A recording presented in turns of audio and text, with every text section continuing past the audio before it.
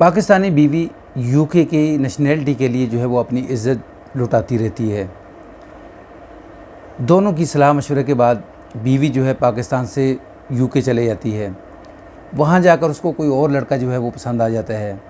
यहाँ सलाह होती है कि ज़िंदगी के अंदर मज़ीद जो है वो आगे बढ़ा जाए, तरक्की की जाए, कुछ किया जाए, कर कुछ और जाते हैं। ये सारा कुछ जानिए इस वीडियो के अंदर। अस्सलामु अलैकुम रहमतुल्लाहि व बरकातुहू। मैं उम्मीद करता हूँ कि आप सब खैरियत से होंगे। दुआ है अल्लाह रब्बुल आलमीन आप सबको अपने हिफ्ज़ व अमान में रखे, सबको अल्लाह तबारक व तआला कर्ज़ से मरज़ से हमेशा महफूज़ रखे। जहाँ रहें खुश रहें, आबाद रहें, सलामत रहें। दिल से दुआ है, कह दें आमीन। नाज़रीन, शादी होती है बड़े धूमधाम से। शादी को साल गुजर जाता है। लड़की जो है वो अपने शोहर को कहती है क्यों ना ज़िंदगी के अंदर आगे कुछ किया जाए, मज़ीद आगे बढ़ा जाए, तरक्की की जाए, कुछ किया जाए, कर कुछ और जाती है। तो शोहर उसको समझाता है हमारे पास हर चीज़ जो है वो अल्लाह की दी हुई मौजूद है, गाड़ी है, घर है, कारोबार है, तो क्या चाहिए। वो कहती नहीं, मज़ीद तरक्की चाहिए।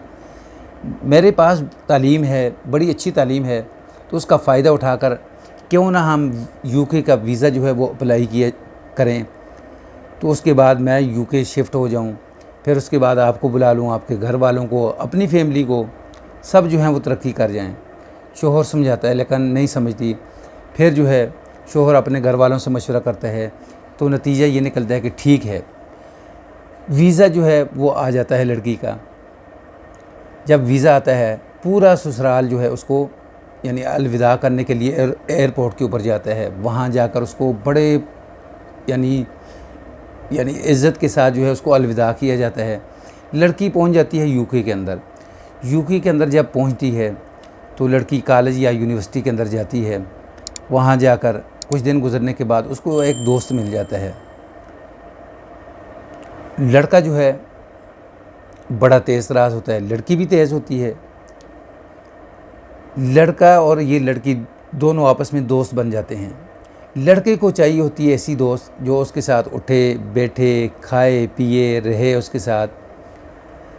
तो लड़की को भी कोई ऐसा लड़का चाहिए होता है जो यानी उसके पेपरों के अंदर उसकी मदद करे, जल्दी जल्दी उसकी नेशनैलिटी जो है वो बन जाए। तो लड़का जो है यानी ये जो लड़की है इसकी इज़्ज़त लूटता रहता है, लेकिन लड़की जो है मजबूर होती है क्योंकि उसको पक्का होना है, उसको नेशनैलिटी चाहिए। तो लड़की इसको कहती है लड़के को क्यों ना हम निकाह कर लें।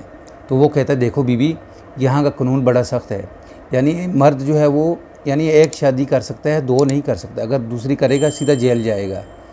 बेहतर ये है कि हाँ हम निकाह करेंगे, टेंशन क्यों ले रही हो, लेकिन आप ऐसे करो, पहले खुला जो है वो दायर करो।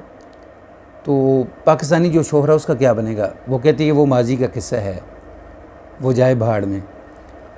तो जब यूके के अंदर खुला दायर करती है, वहाँ से नोटिस आता है पाकिस्तानी शोहर को, जो पहले अपनी बीवी के साथ टेलीफोन पे बातें भी करता है। बीवी कहती है हाँ मैं कोशिश कर रही हूँ, मैं जल्दी बुलाने की कोशिश कर रही हूँ। लेकिन जब इसको नोटिस आता है तो ये परेशान हो जाता है कि ये मेरे साथ क्या बना है। तरक्की करने के चक्करों के अंदर, कुछ करने के चक्करों के अंदर ये क्या कर बैठी।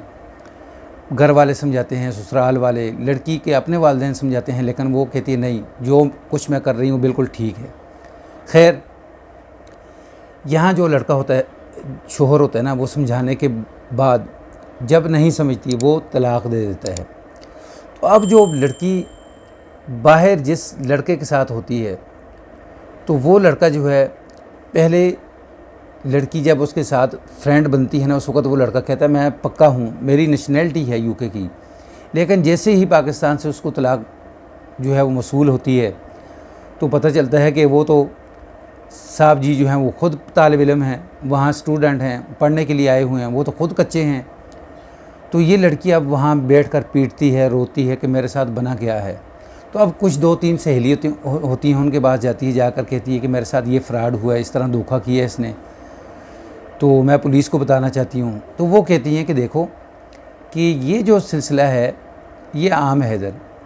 लड़कियाँ पक्के होने के चक्करों के अंदर यानी अपनी इज़्ज़त लुटाती रहती हैं, लड़के जो हैं वो पक्के होने के चक्करों के अंदर दूसरी शादी कर लेते हैं, फिर पूरी ज़िंदगी जो है वो रोते रहते हैं बैठकर। ये मामला जो है ये आम है, क्योंकि आप दोनों जो है वो बड़े हो, बालिग हो, तो इसलिए ये जो काम किया है आपने अपनी रज़ामंदी से किया है। पुलिस इस मामले के अंदर आपको कुछ भी नहीं कहेगी, आपकी मदद नहीं करेगी।